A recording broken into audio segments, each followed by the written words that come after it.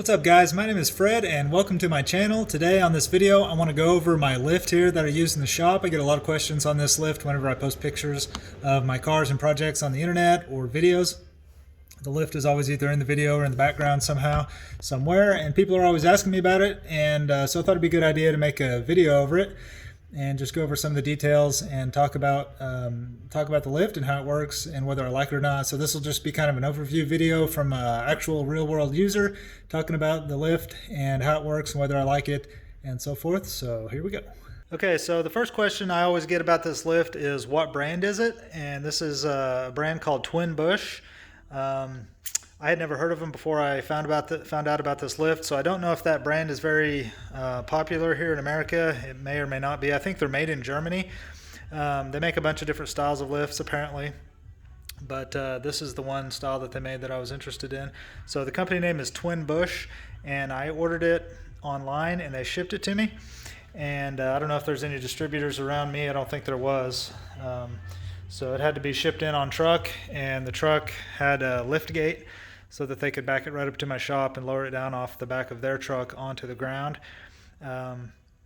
These things are phenomenally heavy. Believe it or not, each side of that lift weighs 1,000 pounds. It doesn't look like much just sitting there right now, but sure enough, each one of those weighs 1,000 pounds. So Liftgate Service was required because I don't have a forklift or a tractor.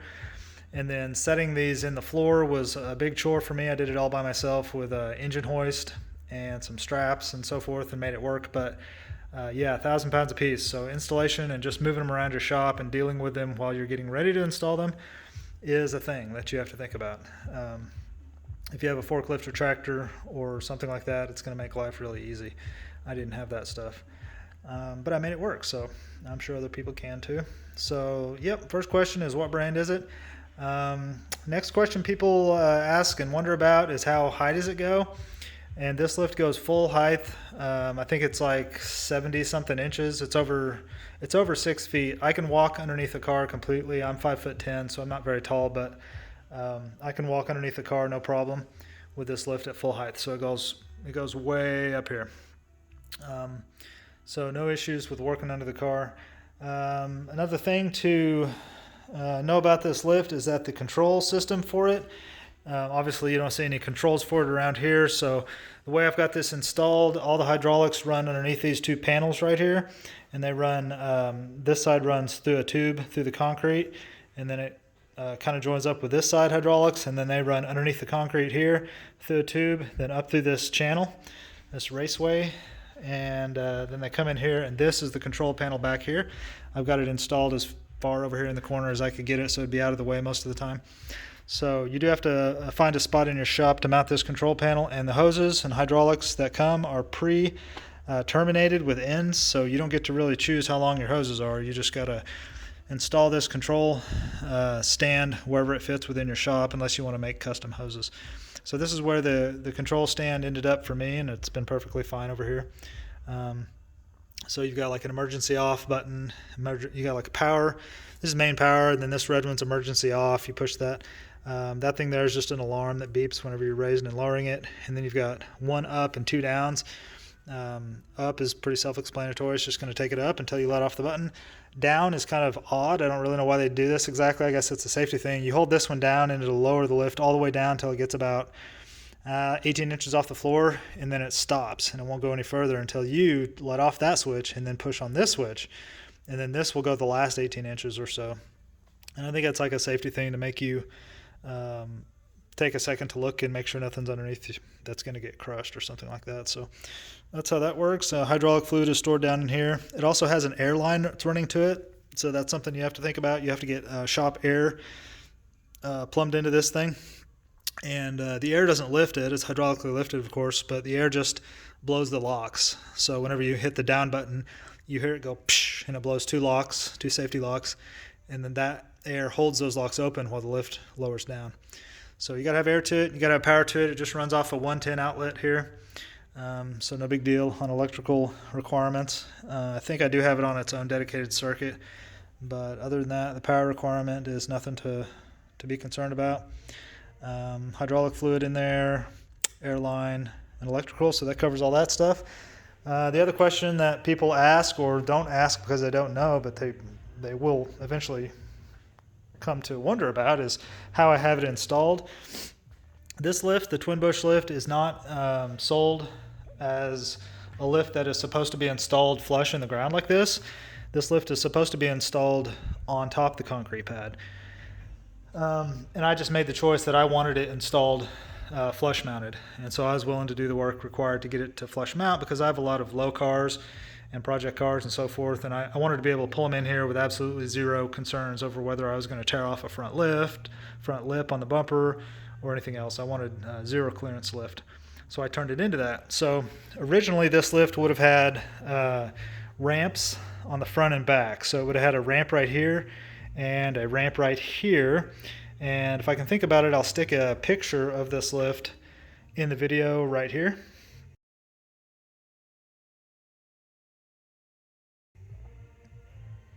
And if I don't think about it, that'll be a weird pause in the video. But originally there would be, like I said, a ramp right here and a ramp right here. And the main part of the lift would be on top of the concrete pad, sticking up about, I can't remember, about 3 inches or so. And same thing over there, it'd be a ramp and ramp. I took the ramps off and then I cut the brackets off that held the ramps. And so that's why you don't see them here. And then I dug a pit in the concrete here, me and my daughter. We dug a pit out here in the heat of Missouri summer in like July when it was phenomenally hot. We were out here with shovels and picks digging the dirt down. If I can think about it again, I'll stick some pictures of the install in the video right here.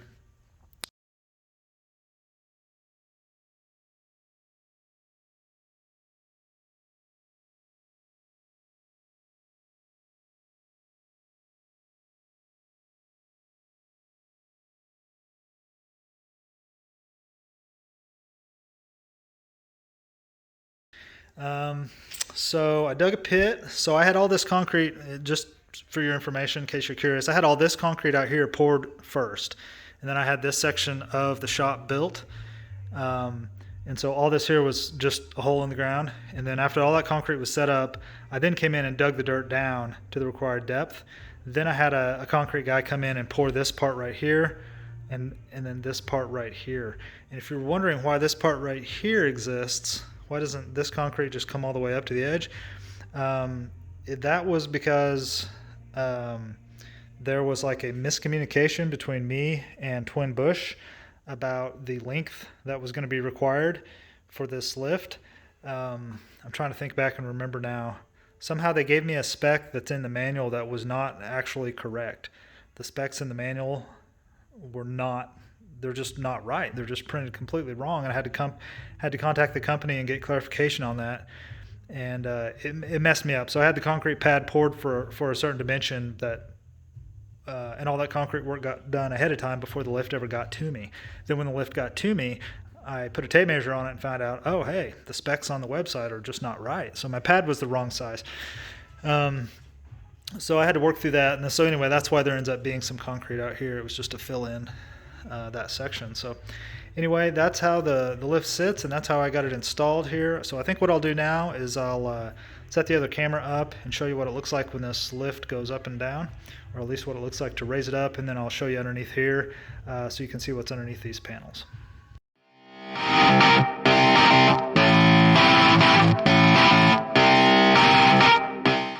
Okay, so this is how it looks when it's fully in its all the way up position here. So this is, I'm trying to think about where I'm at in terms of height. So the bottom of this is about equal to the top of my head or so roughly. And if you were to install this lift on the floor instead of in the floor like I did, you would gain even more height. I lost about 4 or 5 inches from having this down in the floor. I lost that much on my height underneath the car, but it still worked out just fine. No problems at all for me to use this lift and to walk underneath the car. The lift comes with these rubber pads. It comes with 4 of these right here, and these are frame rail pads. You can see where all my cars don't have frames. They have pinch welds that I lift on, so you can see where the pinch welds have pushed into the rubber. And it's holding up pretty good. This stuff's really tough actually. So you use these to protect your frame or your pinch welds, and then I actually use these 4x6s as well. There's plenty of room on most of my cars, there's enough room to slide these with the 4x6s underneath the frame rail of the car. And what that does is it gives me an additional 4.5 inches of headroom.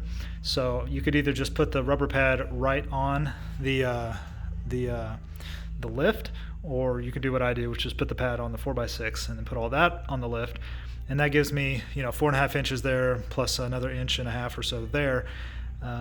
So that gives me a little more headroom on cars when I need it. And then in some situations, you're working on a car and you really need access to the frame rail area. Like this car, for example, is a perfect situation where this exhaust comes out on this race car, and if I lift on the pinch weld with just the rubber pad, it would actually crush this exhaust. So with the 4x6s, it raises everything up enough so that that's totally not an issue at all. So that's how I deal with that. The lift is held down into the floor with these concrete anchors and these nuts. That's super important to have those and install those. And then it's got these sensors right here that tell it when it's all the way down. And then it's got another sensor right here that tells it when it's all the way up. So that's how the control unit knows what position it's in, basically. What else? Here's the weight rating on this lift, 6,600 pounds. Here's the lock that blows. Whenever you hit the down button, the air pressure blows this up so that this can go down without getting caught in here. That's how that works. Here you can see where I cut off the hinges. There used to be hinges welded on right here. One there, and then two on the other side. And then there would be, originally those ramps would be coming off here. But I cut all that off so I could get it all as compact as possible and get it all down in the floor. I didn't need the ramps because I was flush mounting it into the concrete, so I don't think I explained that very well earlier. The ramps are necessary for you whenever you're installing it on top of the concrete so that you can drive up on the lift. But since I'm flush with the concrete, I didn't need the ramps, so that's why they got cut off. The front ramps that were on there serve another function, and that is to cover up and protect the hydraulics. Since I cut those ramps off, there was nothing left to protect the hydraulics, so I had to build these steel panels so that the car could drive across here without driving into a hole, because there had to be a cutout and a relief here, just like all this right here. It had to extend all the way out here so that these hydraulic lines could have some place to go. Same with these hydraulic lines here. They come this way and then they go through a tube and they go out there. So these steel panels had to be built to cover that up, and that's worked out really good. So give me just a second and I'll take those off so that we can see what's underneath there. Okay, so this shows you what it looks like with my covers off. You just literally just have the hydraulic lines coming through here, and then a little bit of wiring going out to those sensors. And here you can see the tube that goes through the concrete out to the wall and up through the raceway and over to the control tower. There's another tube right here that goes across so that all these hydraulics can go through. And then you can see that I've just got some chunks of 4x4 in there that hold my steel plates up. That's just a temporary solution that's got me by for now. Ultimately, I think what I'm going to do is I'm going to sink in 4 concrete anchors, 1, 2, 3, 4. And essentially what I need is some all thread to come up out of there with some nuts on the top that can be adjusted up and down on all 4 corners, so I can kind of level it out and get that plate to sit perfectly level and be super solid. These 4x6s or these 4x4 chunks have worked out just fine for now, but that's just a temporary thing until I have time to redo that a little bit better. But yeah, so I think that pretty much covers all the questions that I normally get on this unit. Of course, everybody asks about price. I think this thing cost me about $3,800 shipped, I believe was the total, which is a lot for a lift. But I got to tell you, whenever you're shopping for lifts, price is only one factor, as you very well know. I'm sure if you're watching this video, I'm sure you've been shopping for lifts or been wanting one for a long time, or will certainly want one in the future. And if that's the case, you probably know about what's out there on the market for lifts. You've got the typical twin post lifts. Then you've got the mid-rise lifts that are like scissor lifts. And then you've got the 4-post lifts. So there's various options. And what I found after doing a ton of research before I bought this lift was that every single lift out there has a drawback. Every single one. There's not a single lift on the market that is perfect and has no drawbacks. Every single one had a problem. in actual use of some kind. So it was really just a matter of deciding which drawback you're willing to live with the most. And in my case, this lift, the only drawback I could find was that the install was going to be difficult for me and take a lot of time and a lot of manual labor, and that was true. And then the other drawback was the price. It was expensive compared to 2-post lifts. But I figured in the long run, the money can be earned back, and the work will be, work is work. It just is what it is. So that was no problem. But what I didn't want to do is have to live with a lift that had a downside that couldn't be forgotten or earned away. So like 2-post lifts are always in your way. The posts are literally all permanently there forever, and you park a car in between it, and your car door is trying to hit the lift, and it's hard to get in and out of the car. And then they're visually in the way. You're looking across your shop, and there's 2 big old posts in the way, and then you got to figure out where the posts are going to be, and they always occupy part of your shop, and then they always occupy more of your shop than you think they're going to. So that's the kind of thing that you have to live with on those kind of lifts, and that never goes away. What I spent on this lift has already been forgotten and re-earned, and the work I put in was just work. It's already gone and done. So from there on out, after the install is done, there's no drawbacks to this lift in my opinion. It works out perfectly well. It's got the least negative impact on my shop and my space. I have a very, very small shop here. So the amount of space I have to give up in my shop for this lift is virtually zero. Once it's down in the floor, it's perfectly flat, and then I've got a couple of square feet for the control tower over there. So that's almost basically negligible. So the downsides on this lift for me were the best compared to all the other lifts available. So yeah, anyway, that's kind of my opinion on this lift. I'm super happy with it. I would not change it. I've had this lift for over a year now, and so you could kind of consider this a long-term review of the twin Busch lift, and I would say that it's perfect.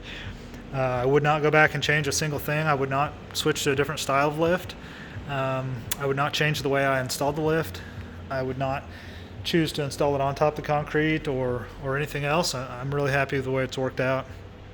The only thing I'm going to change is how I have my plates held up. Of course, I'm going to get rid of those 4x4s and make that better. But other than that, I am a super happy customer of the twin Busch lift and of the dual scissor lift in general, and happy with flush mounting. Just the concept of flush mounting the lift in the floor, I'm super happy with that as a choice.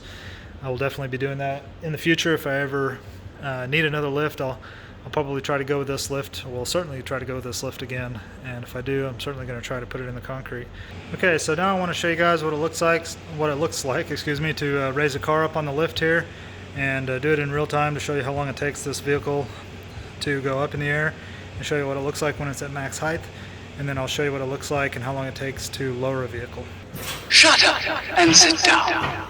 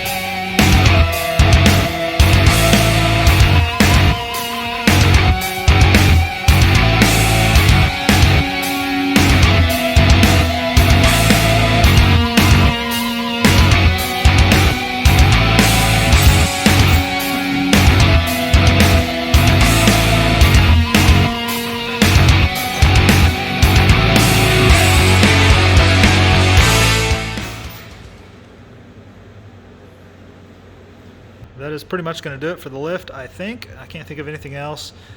I think that's everything everybody asks me about this lift all the time. So that's going to do it for this video, guys. I appreciate you guys watching. If you have any questions about this lift, just comment below this video. I reply to all comments. And if you enjoyed it, give me a thumbs up. And if you like this type of content and want to follow what I do here in this shop, I work on a lot of different cars, mainly imports and 90s cars. But if you're into that kind of stuff, give me a sub. And otherwise, I will catch you guys next time.